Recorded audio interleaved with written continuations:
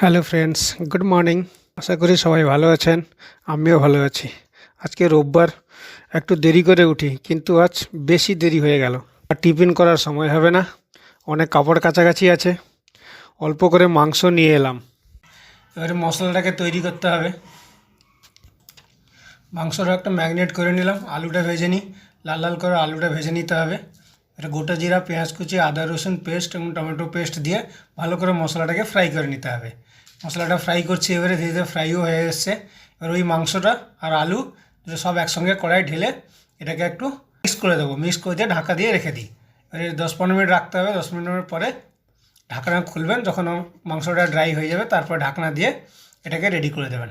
যাই, এখন স্নান টান করে নিয়ে আসতে হবে। খেতে বসে গেছি, খাওয়া দাওয়া হয়ে গেল।